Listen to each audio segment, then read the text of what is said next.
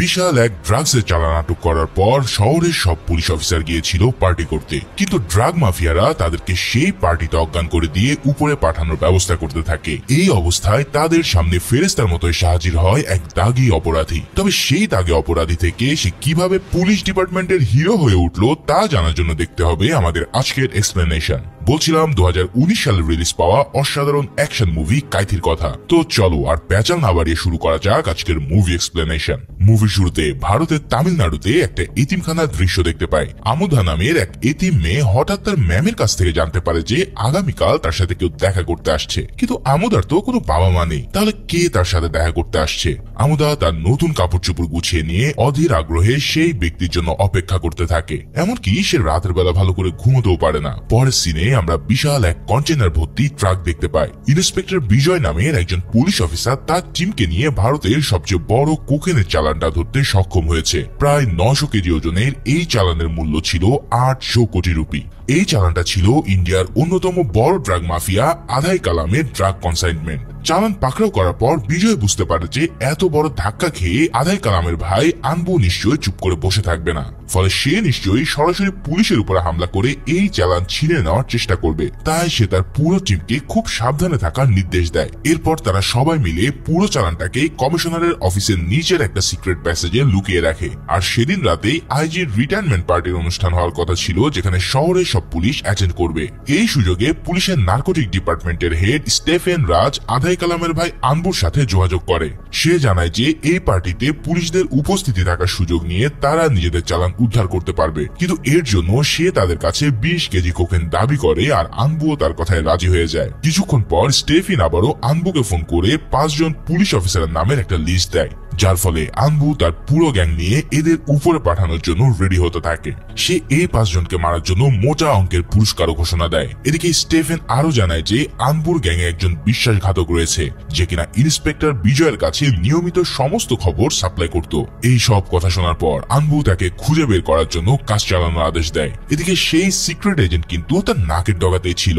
সম্পদ নামে ছদ্মবেশ নেওয়া ওই অফিসার ছিল একজন আন্ডার কভার এজেন্ট। সে গত 2 বছর ধরে এই গ্যাং থেকে আনবুর সবচেয়ে বিশ্বস্ত লোকজনের মধ্যে একজন হয়ে উঠেছিল, কিন্তু আড়ালে আড়ালে সে আসলে বিজয়কে এই গ্যাং এর ব্যাপারে সমস্ত খবরাখবর সাপ্লাই করত। ঠিক সেভাবে এবারও সে দেখতে পায় যে আনবু তার গ্যাং এর সিনিয়র মেম্বার টিপসের হাতে বিজয়কে শেষ করে দেওয়ার দায়িত্ব দিয়েছে। অন্যদিকে বিজয় তার টিম নিয়ে আজির সাথে দেখা করে এবং তাকে ড্রাগসের চালান আটক করার নিউজটা দিয়ে দেয়। আজি তখন তাকে বলে যে এত বড় চালান নিশ্চয়ই কোনো পলিটিক্যাল যোগাযোগ ছাড়া এখানে এসে পৌঁছায়নি, তাই এই কেসে তাদের উপরে অনেক বেশি প্রেসার আসতে পারে। সে বিজয়কে ড্রাগস চালানের লোকেশনটা পুরোপুরি সিক্রেট রাখার নির্দেশ দেয়, কিন্তু সোর্সের মধ্যে যে ভূত আছে সেটা তারা কেউই জানতো না। স্টেফেন ইতিমধ্যে পাল পান্ডি নামের এক পুলিশ কনস্টেবলকে দিয়ে আজির পার্টিতে আনা সমস্ত ড্রিঙ্কে রোহিপনাল নামের এক ধরনের মারাত্মক স্যাডেটিভ মিশিয়ে দেয়। তাদের প্ল্যান হলো যে যখন পুলিশ অফিসাররা অজ্ঞান হয়ে পড়বে তখন সুযোগ বুঝে আনবুর গ্যাংয়ের সবাই মিলে ঝাঁপিয়ে পড়বে এবং অন্যরা কমিশনার অফিসে হামলা করে ড্রাগসের চালান উদ্ধার করে আনবে। এদিকে কমিশনার অফিসে সেদিন নেপোলিয়ান নামে নতুন এক কনস্টেবল জয়েন করে। ওই স্টেশনে কিছু ইঞ্জিনিয়ারিং স্টুডেন্টকেও নেশা পানি করার অপরাধে ধরে নিয়ে আসা হয়। এখন কোকেনের চালানের এই কেসে তারা কিভাবে ইনভলভ হয়ে পড়বে সেটা আমরা একটু পরেই দেখতে পাবো। যাই হোক, আপাতত আইজির পার্টির সিনে দেখা যায় যে সমস্ত পুলিশ অফিসাররা সেই পার্টিতে ড্রিঙ্ক করার পর একে একে অজ্ঞান হতে থাকে। একমাত্র বিজয়ই এই পার্টিতে কোন ধরনের ড্রিঙ্কস করেনি, কারণ সে চিকিৎসার মধ্যে দিয়ে যাওয়ার কারণে অ্যালকোহল পানে তার নিষেধাজ্ঞা ছিল। নিজের সব কলিগদেরকে এভাবে অজ্ঞান হয়ে যেতে দেখে বিজয় দ্রুত তাদের দিকে ছুটে যায়। সবাই বুঝে গিয়েছিল যে তাদের ড্রিঙ্কস গুলোতে কেউ বিষ মিশিয়েছে। আইজি বিজয়কে দ্রুত একটা কিছু করতে বলে, তা না হলে পুরো পুলিশ ডিপার্টমেন্টই শেষ হয়ে যাবে। এছাড়াও তাদের হাতে যে চালানটা আছে সেটাও হাত ফসকে বেরিয়ে যাবে। এই অবস্থায় সেখানে 40 জনের জন্য এতগুলো অ্যাম্বুলেন্স ডাকাও সম্ভব ছিল না, কিন্তু পুলিশ অফিসারদের এখনই হসপিটালে না নিয়ে গেলে তাদের সবাই শেষ হয়ে যাবে। কারণ বিজয় পুলিশ কমিশনার হাউসের পাশে থাকা হসপিটালের ডাক্তারকে ফোন করার পরে ডাক্তার তাদের জানিয়েছিল যে অফিসারদের ড্রিঙ্কে হয়তো কোনো ভয়ানক ড্রাগস মেশানো হয়েছে। যদি 5 ঘন্টার মধ্যে তাদেরকে হসপিটালে না পৌঁছানো হয় তাহলে সবার অবস্থা একদম খারাপ হবে। এসব শুনে বিজয় তাদেরকে যত দ্রুত সম্ভব সেই হসপিটালে নিয়ে যাওয়ার জন্য ডিসিশন নেয়। পাশে একটা ট্রাক দাঁড় করানো দেখে বিজয় ট্রাক চালানোর মতন কাউকে খুঁজতে থাকে, কারণ সেই ট্রাক ড্রাইভার ইতিমধ্যে মদ খেয়ে বেহুশ হয়ে পড়েছিল। তবে ট্রাকের লেবার হিসেবে একজন থাকলেও সে ট্রাক চালাতে সেখানে জানতো না। এছাড়াও বাকি যে কয়েকজন ছিল তারা কেউই জানতো না কিভাবে ট্রাক চালাতে হয়। ঠিক তখনই হঠাৎ তার মনে পড়ে যে এখানে আসার আগে এক পুলিশ অফিসার তাকে একজন লোকের ব্যাপারে জানিয়েছিল। ওই লোকটাকে দেখতে ক্রিমিনাল মনে হওয়ায় এবং তার আচরণ সন্দেহ হওয়ায় তাকে হ্যান্ডকাফ পরিয়ে গাড়িতে বসিয়ে রাখা হয়েছে। বিজয় এবার গিয়ে তাকে জিজ্ঞেস করে যে সে ট্রাক চালাতে জানে কিনা। বেশ কয়েকবার জিজ্ঞেস করার পরে চুপ থাকলেও অবশেষে দিলি জানায় যে হ্যাঁ, সে ট্রাক চালাতে জানে। অতঃপর বিজয় তার হাত কড়া ভেঙে দিয়ে এক হাত মুক্ত করে দেয়, কিন্তু তার এক হাতে তখনও কিন্তু হাত কড়া পরানো ছিল। এদিকে মুক্ত হওয়ার পর দিলি আবার বেঁকে বসে, কেননা তাকে সেখানে বিনা কারণে অন্যায়ভাবে আটকে রাখা হয়েছিল। অথচ আগামীকাল সকালে তার মেয়ে আমুধাকে দেখতে যাওয়ার তার কথা, যাকে সে 10 বছর ধরে দেখেনি। মুভির শুরু সিনে আমাদের দেখানো সেই পিচ্চি মেয়েটাই হলো আমুধা। দিলির কাছে একটা ফোন আসলে বিজয় সেই কল রিসিভ করে একজন মহিলার কণ্ঠ শুনতে পায়। সেই মহিলা ছিল একজন জেলার। দিলি মূলত সেই জেলের একজন কয়েদি ছিল, আর আজই সে ওই জেল থেকে ছাড়া পেয়েছে। বিজয় তাকে বোঝানোর জন্য জেলারকে অনুরোধ করলেও জেলারও তাকে বোঝানোর চেষ্টা করে, কিন্তু দিলি তবুও রাজি হতে না চাইলে বিজয় হুমকি দিয়ে দেয় যে সে তাকে আবারও জেলে পাঠিয়ে দেবে। তবে হুমকি পাওয়ার পরে সে অবশেষে ট্রাক চালাতে বাধ্য হয়। সবাই মিলে প্রথমে সমস্ত অজ্ঞান অফিসারদেরকে ধরে সেই ট্রাকে তুলে কমিশনার অফিসের দিকে রওনা দেয়। অফিসের পুলিশ স্টেশনে ফোন করে বিজয় তাদের সবাইকে অ্যালার্ট থাকতে বলে, কেননা তাদের অনুমান অনুসারে কমিশনার অফিসেও হামলা হওয়ার সম্ভাবনা আছে। কিন্তু কনস্টেবলরা তার কোনো কথা না শুনে উল্টো ভয় পেয়ে সেখান থেকে পালিয়ে যায়। এদিকে ট্রাকের মধ্যে থাকা অজ্ঞান অফিসারদের মধ্যে সেই পালপান্ডিও ছিল। সে আসলে অজ্ঞান হওয়ার নাটক করায় সবাই মিলে তাকেও বাকিদের সাথে ট্রাকে তুলে নিয়েছিল। স্টেফেন তাকে ফোন করার পর সে জানায় যে বিজয় সমস্ত পুলিশ অফিসারদেরকে ট্রাকে করে কোথাও যেন নিয়ে যাচ্ছে। তখন স্টেফেন তাকে আনপুর নাম্বার দিয়ে সরাসরি তার সাথে কথা বলতে বলে। এদিকে বিজয় বারবার কমিশনার অফিসে ফোন করে কাউকে ফোনে পায় না, কারণ সেখানকার ভীতু কনস্টেবলরা ইতিমধ্যে লেজ গুটিয়ে পালিয়ে গেছে। এদিকে বারবার ওই ফোন বাজতে দেখে যখন সেই কলেজের স্টুডেন্টরা ফোন ধরতে যায়, তখন নতুন কনস্টেবল নেপোলিয়ান এসে ফোন রিসিভ করে। বিজয় তখন তাকে নির্দেশ দেয় যে সে যেন কমিশনার অফিসের সব দরজা জানলা বন্ধ করে রাখে। সেও তখন বিজয়ের কথা মতন পুরো অফিসের সমস্ত দরজা জানলা অফ করে দেয়। কিন্তু দরজার জানলাগুলো খুবই পুরাতন আর দুর্বল হওয়ায় সেগুলোর পিছনে আরো বেশি সাপোর্ট দেওয়ার প্রয়োজন ছিল। এই সব শোনার পর বিজয় নেপোলিয়ানকে সেই স্টুডেন্টদের হেল্প নিতে বলে। প্রথমে স্টুডেন্টরা রাজি না হতে চাইলেও পরে তাদের উপর কেস না করার প্রতিশ্রুতি দিলে তারা হেল্প করতে শুরু করে। এভাবে নেপোলিয়ানদের সাথে তারা মিলেমিশে পুরো কমিশনার অফিসেরটাকে সিল করে দেয়। বুঝতেই পারছো সামনে নিশ্চয়ই বড় কোনো কিছু হতে চলেছে।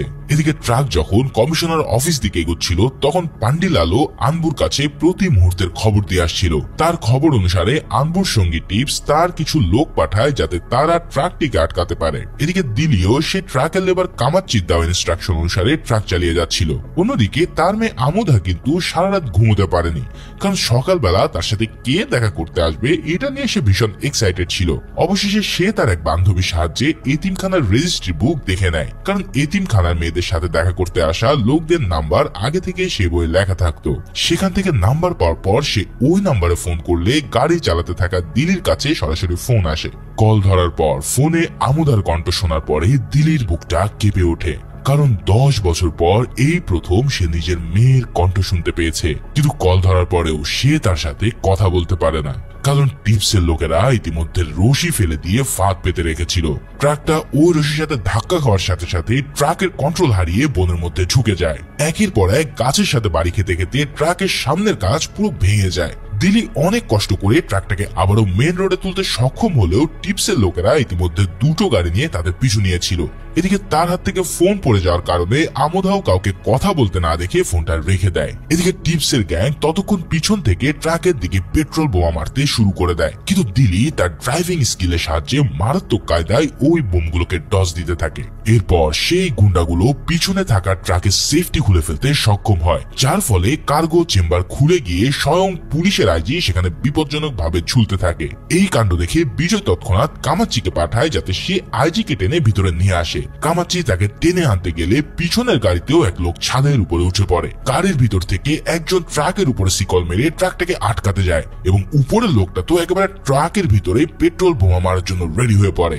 এই অবস্থা দেখে দিলি তখন মারাত্মক স্টাইলে হুট করে গাড়ির গিয়ার চেঞ্জ করে ফেলে, যার ফলে সাথে সাথে ট্রাক আটকে যাওয়াতে লোকটা গাড়ি থেকে পিছনে পড়ে গিয়ে ট্রাকের নিচে পিষে যায়। অন্যদিকে পেট্রোল বোমা মারতে যাওয়া লোকটাও তার হাত থেকে বোমা ছুটে গিয়ে নিজের গাড়িটায় পুরোপুরি উড়িয়ে ফেলে। ভাইরে ভাই, এই সিন যে কতটা ইন্টেন্স ছিল তা সরাসরি না দেখলে বোঝা কষ্টকর। এই চক্করে সামনের গাড়িটা সহ ট্রাকেও বেশ আগুন ধরে যায়। এদিকে দিলি তখন স্টিয়ারিং হুইলে বিজয়ের হাতে দিয়ে নিজে ট্রাকের আগুন নেভাতে চলে আসে। আগুন নেভানোর পর সে এবার রিস্ক নিয়ে সামনের গাড়িটাতে ঢুকে পড়ে। গাড়িটা ট্রাকের সামনে থাকায় সেটাকে সরানো জরুরি ছিল। জ্বলন্ত গাড়িতে জীবনের ঝুঁকি নিয়ে ঢোকার পর দিলি সেটাকে রাস্তার সাইডে নিয়ে আসে। এরপর সে সেফলি সেই গাড়ি থেকে নেমে আসতে সক্ষম হয়। এভাবেই তারা আনবুর গাড়ির একটা অংশকে পুরোপুরি খতম করতে সক্ষম হয়ে পড়ে। এদিকে এদেরকে শেষ করার পর দিলি এবার সেই এতিমখানায় নিজের মেয়ের খোঁজ নেওয়ার জন্য আবারও ফোন করে। টেলিফোন অপারেটর তাকে জানায় যে এখন তার মেয়ে আমোদাকে ডেকে আনা সম্ভব নয়, তবে সে চাইলে অপারেটর তাকে আমোদার ছবি হোয়াটসঅ্যাপে পাঠিয়ে দিতে পারে। এই কথা শেষ হওয়ার পর বিজয় দিলিকে আবারও গাড়ি স্টার্ট করতে বললে সে কিন্তু এবার বেঁকে বসে, কারণ এই লোকগুলো কেন তাদের উপরে হামলা করছে তার সম্পর্কে সে কিছুই বলেনি। বিজয় তখন তাকে জানায় যে ড্রাগসের চালান উদ্ধার করার জন্য আনবুর লোকেরা শহরের বড় বড় সব পুলিশ কর্মকর্তাদেরকে ড্রাগস দিয়ে অজ্ঞান করে দিয়েছে। যদি তাদের সময় মতো হসপিটালে নেওয়া সম্ভব না হয় তাহলে সবাই মারা পড়ে যাবে। এই কথা শোনার পর দিলি আবারও কিন্তু ট্রাক চালাতে রাজি হয়ে যায়, কিন্তু এবার ট্রাক স্টার্ট দেওয়ার পর কিছু দূর যেতেই আবারও তাদের উপরে টিপসের আরেক দল লোক অ্যাটাক করে বসে। এবার তারা প্রথমে জ্বলন্ত এক ঠেলা গাড়িকে সামনে ঠেলে দিয়ে ট্রাকটাকে থামিয়ে দেয়। তারপর তারা ট্রাকের দিকে একের পর এক কাচের বোতল নিক্ষেপ করতে থাকে। এই অবস্থাতে দিলি ট্রাকটিকে কোনোভাবে ধীরে ধীরে পিছিয়ে নিতে শুরু করে। অন্যদিকে আনবু তার বাকি লোকদের নিয়ে ইতিমধ্যে পুলিশ কমিশনার অফিসে পৌঁছে গেছে। সেখানে গিয়ে তার স্টেশনের দরজা বন্ধ দেখে এবং লাইট নেভানো দেখে ভাবে হয়তো ভিতরে কেউ নেই। এদিকে বনের মাঝখানে গাড়ি থামানোর পর গ্যাং মেম্বাররা ট্রাকের উপরে হামলা করতে শুরু করে, কিন্তু হামলা করার আগে তাদের মধ্যে কে ওই 5 জন পুলিশ সেটা নিয়ে তাদের মধ্যে ঝগড়া শুরু হয়ে যায়। কারণ আনবু ওই 5 জনকে মারার জন্য বিশেষ পুরস্কারের ঘোষণা দিয়ে রেখেছিল। তাদের আরেক দল কিন্তু ইতিমধ্যে হামলা করতে গিয়ে পটল তুলেছে, তাই তারা এবার সেই খবর পাওয়ার পরে 5 জনকে 3-2 করে নিজেদের মধ্যে ভাগ করে নেয়। এদিকে ইন্সপেক্টর বিজয় দিলিকে বারবার বলে যাচ্ছিল যে সে যেন এদের উপরে গাড়িটাকে সরাসরি চড়িয়ে দেয়, কিন্তু দিলি বলে যে এর বিনিময়ে আমি কি পাবো, আপনি তো আমার মেয়েকে পর্যন্ত না দেখতে দেওয়ার হুমকি দিয়ে রেখেছেন। তখন বিজয় বলে যে স্রেফ তাকে রাজি করার জন্যই সে এই কাজ করেছিল, সে যা টাকা পয়সা চায় সেটা তার ব্যবস্থা করে দেবে। তখন দিলি বলে যে সে কোনো টাকা চায় না, সে শুধুমাত্র তার মেয়ের থাকার একটা রুম, একটা বিছানা, ফ্যান আর তার লেখাপড়ার খরচ চায়। এই সব শোনার পর বিজয় তাকে এই সমস্ত কিছু দেওয়ার ব্যাপারে প্রমিস করে ফেলে। তবে এত কিছুর পরেও দিলি শিওর না হলে বিজয় নিজের মেয়ের ছবি দেখিয়ে তার মেয়েকে ওই স্কুলে ভর্তি করানোর প্রতিশ্রুতি দেয়। এই কথা শোনার পর দিলি হঠাৎ ট্রাকের দরজা খুলতে শুরু করে, আর এটা দেখে বিজয় আর লেবার ভীষণ অবাক হয়ে যায়। আসলে তারা দুজনে জানতো যে দিলি কেবল জেল থেকে ছাড়া পেয়েছে, কিন্তু সে যে কি জন্য জেলে গিয়েছিল তা তো আর তারা জানতো না।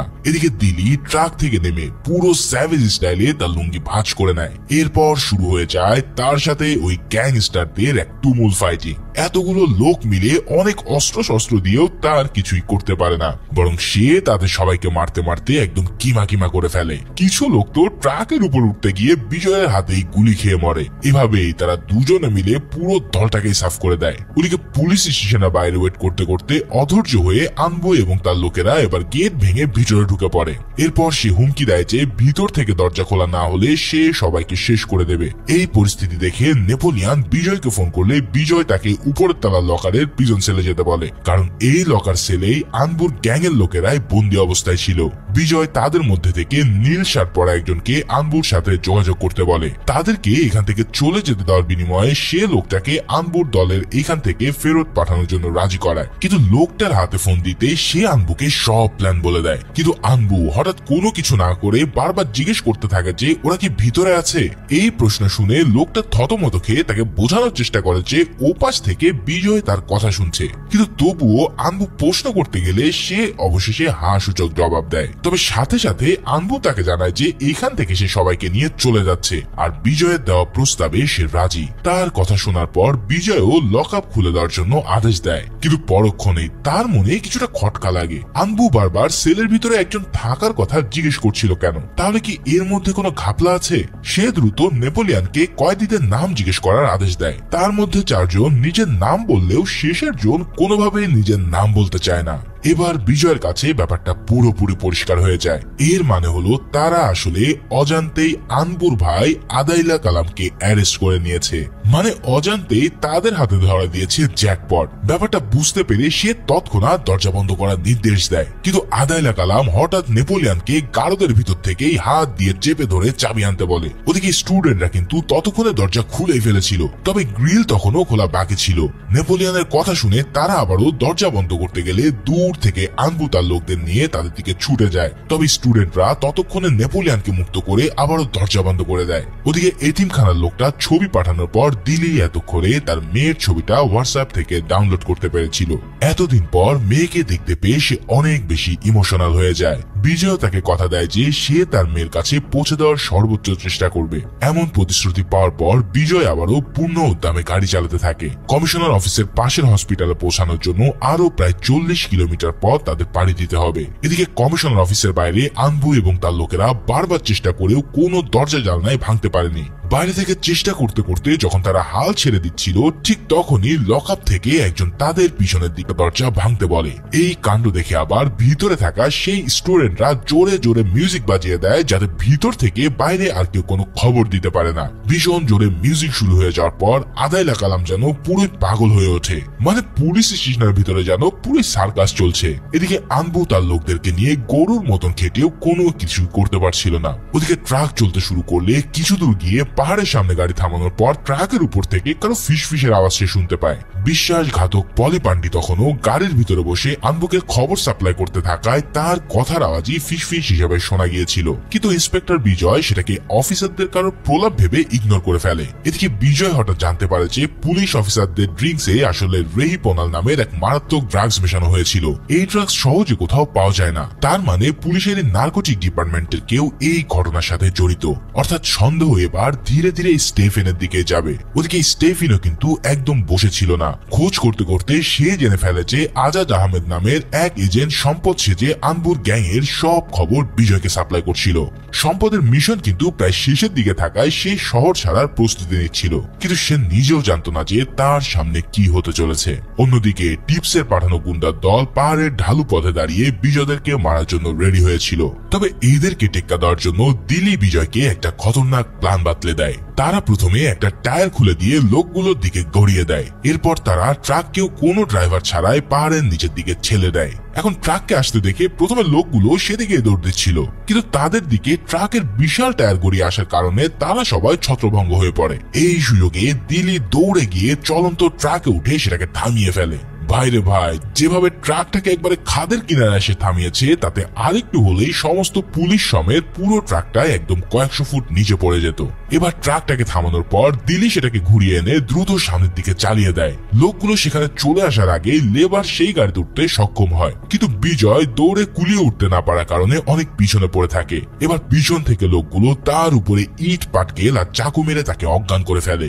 এই অবস্থায় দিলি কামাচ্চির হাতে বিজয়ের পিস্তল তুলে দিয়ে তাকে নিয়ে গাড়ি থেকে নেমে আসে। কামাচ্চি ওই লোকগুলোর দিকে সরাসরি গুলি চালাতে বললেও সেও তাদের একজনের পায়ে গুলি করে দেয়। এরপর সে দিলির কথায় আরো একজনকে গুলি করে বসে। এবার লোকগুলো ভয়ে পিছে সরে গেলে সেই ফাঁকে দিলি বিজয়কে কাঁধে নিয়ে গাড়িতে উঠে আসে, আর কামাচ্চিও সেফলি ট্রাকে উঠে পড়তে সক্ষম হয়। এরপর তারা পানি ছিটিয়ে বিজয়কে জাগানোর চেষ্টা করলেও তার জ্ঞান কোনোভাবেই ফিরে আসছিল না। দিলি তখন বিজয়কে দেওয়া সেই কথা অনুসারে ট্রাকটাকে কমিশনার অফিসের দিকে এগিয়ে নিয়ে যেতে থাকে। সে ট্রাকটাকে কমিশনার অফিসের পাশে একটা স্কুলের সামনে দাঁড় করায়। এদিকে বিজয়ের জ্ঞান তখনও ফিরে না আসায় তারা পুলিশ আসার জন্য অপেক্ষা করতে থাকে, কারণ বিজয়ের কথা মতো সেখানে পুলিশের টিমের আসার কথা ছিল। সেখানে অপেক্ষা করতে করতে কামচি দিলিকে তার জেলে যাওয়ার কারণ জিজ্ঞেস করে। সে তখন ধীরে ধীরে নিজের অতীতের জীবনের ঘটনাগুলো বলতে শুরু করে। দিলি তার স্ত্রী বিজলিকে নিয়ে একটা বস্তির ছোটখাটো একটা দোকান চালাতো। তারা দুজনে একে অপরকে ভীষণ ভালোবাসতো এবং তারা বেশ সুখীও ছিল।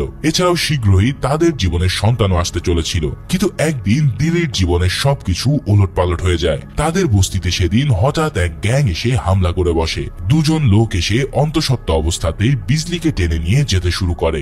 নিজের স্ত্রীর সাথে এমনটা হতে দেখে দিলি কোনোভাবেই চুপ করে থাকেনি, তাই সে ওই লোকগুলোকে এমন ভাবে মারতে থাকে যে এই দুজন সোজা উপরে চলে যায়। কিন্তু এর জন্য পুলিশ তাকে অ্যারেস্ট করে নিয়ে 14 বছরের জেল দিয়ে দেয়। অর্থাৎ এক পলকে তার সবকিছু শেষ হয়ে পড়ে। বিজলি তাকে এভাবে ধরে নিয়ে যেতে দেখে কাঁদতে কাঁদতে বুক ভাসায়। এর কয়েক মাস পরে বিজলিও মারা যায় আর তাদের মেয়ে আমুধার স্থান হয় একটা এতিমখানায়। ঠিক তার 10 বছর পর দিল্লিকে তার ভালো আচরণের জন্য 4 বছরের সাজা কমিয়ে এনে আগেভাগে জেল থেকে মুক্তি দেওয়া হয়। ফলে এখন তার জীবনের একমাত্র লক্ষ্য হলো তার মেয়ে আমুধাকে এক পলক দেখা এবং তার জন্য ভবিষ্যতের ব্যবস্থা করা। এদিকে তাদের কথা শেষে সেখানে পুলিশ চলে আসলে কামচি দিল্লিকে মেয়ের সাথে দেখা করার জন্য সেখানে চলে যেতে বলে। কিন্তু দিল্লি জানায় যে সে যে বিজয়কে কথা দিয়েছে যে শেষ পর্যন্ত তার সাথে থাকবে, আর এই অবস্থায় তাকে সাহায্য করা তার নৈতিক দায়িত্ব। কামাচ্চি তাকে অনেক জোর করার পরেও সে সেখানেই থেকে যায়। সে কামাচ্চির হাতে একটা কানের দুল তুলে দিয়ে বলে যে যদি তার কিছু হয়ে যায় তাহলে সে যেন আমুধার কাছে এই দুল দুটো পৌঁছে দেয়। আর সে যেন আমুধাকে বলে যে তার বাবা ছিল দুবাইয়ের একজন বড় পেইন্টার। যাই হোক, এরই মধ্যে কিন্তু বিজয়ের জ্ঞান ফিরে এসেছিল।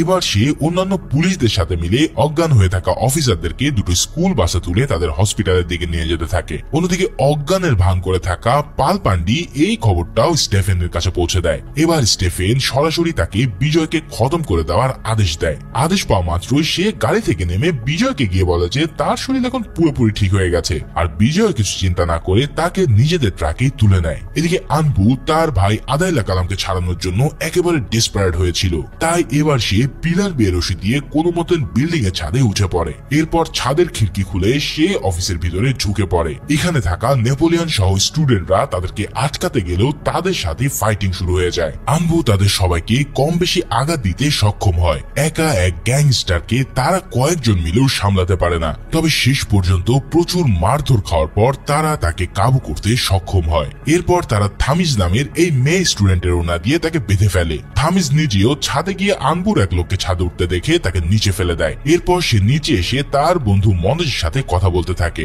পুলিশ যখন মনোজকে সেখানে ধরে নিয়ে এসেছিল তখন সে তাকে থাপ্পড় মেরেছিল। এর জন্য সে তাকে সরিও বলে এবং সে তাকে ভালোবাসার কথাও জানিয়ে দেয়। কিন্তু আনবুর লোকেরা জানলা দিয়ে একটা লোহার শিকল ঢুকিয়ে মনোজের কলার টেনে ধরে তাকে আটকে ফেলে। এরপর তারা তার গলায় চেন দিয়ে কেটে দিয়ে তাকে হত্যা করে। দেখতে দেখতেই থামিজের সামনে তার ভালোবাসার মনোজের মৃত্যু হয়। এই দৃশ্য দেখে সে পুরোপুরি পাগলের মতো হয়ে যায়। ওদিকে আনবু তার হাত বাঁধা অবস্থাতেই উল্লাস করতে থাকে। সে বাকিদেরকেও মারা হুমকি দিয়ে দ্রুত লকাপের চাবিটা তাকে দিয়ে দিতে বলে। নেপোলিয়ন প্রথমে তাকে চাবি গড়িয়ে দিলেও পরক্ষণে সে তীব্র আক্রোশে একটা সিলিন্ডার দিয়ে তার মাথায় আঘাত করে তার মাথা ফাটিয়ে দেয়। আনবু অজ্ঞান হয়ে পড়লেও তার কোনো সাড়া শব্দ না পেয়ে বাইরে থেকে লোকেরা এবার চিৎকার করতে থাকে। ওদিকে লকাপের ভিতর থেকে আদাইলা কালামও নিজেও চেঁচামেচি শুরু করে দেয়। ওদিকে বিজয়, দিলি আর কামাচ্চি পুলিশ অফিসারদেরকে স্কুল বাসে করে হসপিটালে পৌঁছানোর পর নিজেরা ট্রাকে করে কমিশনার অফিসের দিকে যাত্রা শুরু করে। কিন্তু এবার তাদের সাথে আছে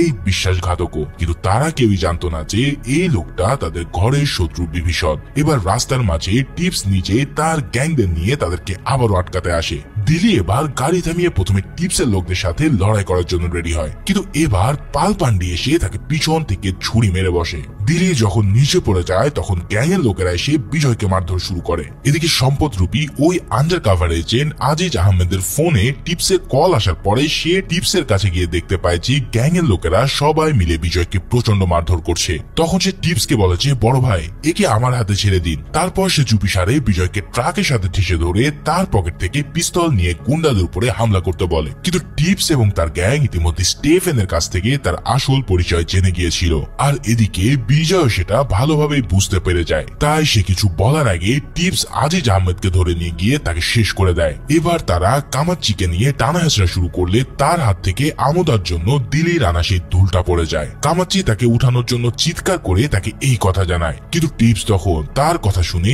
এই দুলটা পায়ের তলায় পিষে ফেলে। এবার সাথে সাথে দিলি মাটি থেকে উপরে উঠে আবারও তাদের সাথে ফাইট শুরু করে। এবার সে বেশ কয়েকজনকে ধোলায় দেওয়ার পর পাল পান্ডি তার দিকে ইট ছুড়ে মারে। এতে করে সে কিছুটা দুর্বল হয়ে পড়লে টিপস এসে তাকে মারা শুরু করে। তবে দিলিও তাকে এই দুর্বল অবস্থাতেও মক্ষম জবাব দেয়। শেষে টিপস তাকে ছুরি দিয়ে মারতে গেলে সে প্রথমে মারাত্মক এক কায়দায় সেই আঘাত আটকে দেয়। তারপর সে ওই ছুরি দিয়ে টিপস এবং পাল পান্ডি দুজনকে শেষ করে ফেলে। অর্থাৎ ফাইনালি এই গ্যাংও তাদের হাতে পুরোপুরি শেষ হয়। কিন্তু এখনো তাদের আসল কাজটাই বাকি। তাই এই অবস্থাতে সে ট্রাক চালিয়ে আবারও বিজয় আর কামাচ্চিকে নিয়ে কমিশনারের উদ্দেশ্যে রওনা দেয়। যতক্ষণে তারা সেখানে পৌঁছায় ততক্ষণে আনবুর গ্যাং ইতিমধ্যে দরজা ভেঙে ফেলেছিল। অবস্থা বেগতিক দেখে নেপোলিয়ন, থামিজ আর অন্যান্য স্টুডেন্টদেরকে ভিতরের ঘরে নিয়ে যাওয়ার ব্যবস্থা করে। ওদিকে দিল্লিও বিজয়কে নিয়ে তখন কমিশনার অফিসে এসে পৌঁছে গেছে। অতঃপর সে অফিসের বাইরে একটা সিক্রেট টানেলের প্রবেশ পথ দেখতে পেয়ে সেখান দিয়ে ঢোকার পর সে দেখতে পায় যে নেপোলিয়ন তার হাতে একটা দা দিয়ে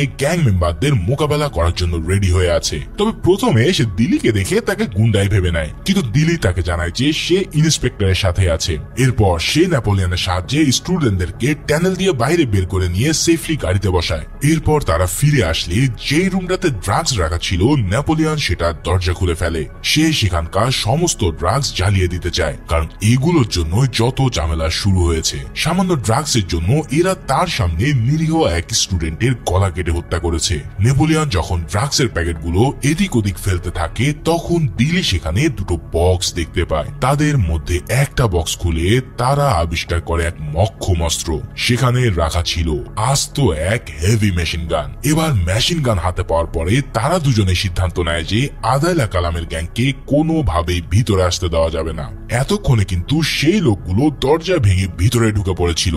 দরজা ভাঙার পর তারা দেখতে পায় যে তাদের সামনে দিল্লি একটা আস্ত মেশিন গান হাতে দাঁড়িয়ে আছে। প্রথমে তারা ভেবেছিল যে সে হয়তো সির্ফ ভয় দেখাচ্ছে, কিন্তু তারপর যখন সে ওই মেশিন গান চালানো শুরু করে তখন গ্যাং মেম্বাররা একদম খড়কুটোর মতো উড়ে যেতে থাকে। তাদের মধ্যে অনেকে মারা যাওয়ার পরে বাকি সবাই পালাতে শুরু করলেও দিল্লি তাদেরকেও ছাড়ে না। সে বাইরে এসে এমন এক মারাত্মক ফায়ারিং করতে থাকে যে সমস্ত গ্যাং মেম্বার সহ বাইরে রাখা গাড়িগুলো পর্যন্ত একদম ধুলোর সাথে মিশে যায়।